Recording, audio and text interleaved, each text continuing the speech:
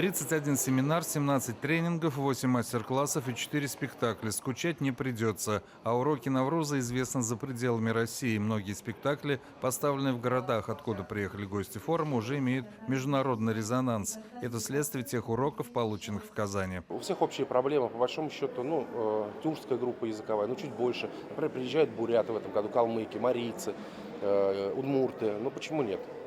Поэтому расширяется в этом смысле. Но все равно остается одной из главных скреп, проходящих таких каких-то смысловых линий фестиваля, форума. Потому что это очень важная институция в деле сохранения, развития национальных традиций, переосмысления их.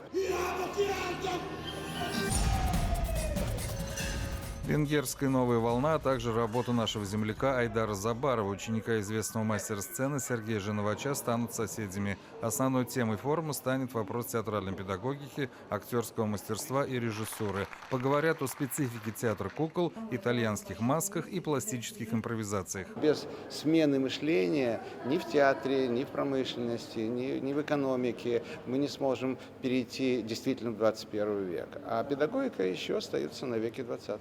Среди изюминок уроков театрального искусства самые резонансные постановки Камаловского театра «Дон Жуан», «Меня зовут Красный» и «Хаджана Средин», которые познакомили зрителей и с новым прочтением хрестоматийных текстов и помогли узнать о новых гранях творческого почерка известных режиссеров. Дмитрий Пивоваров, Роман Фенин, Эфир 24. 25 лет в эфире. С вами и для вас.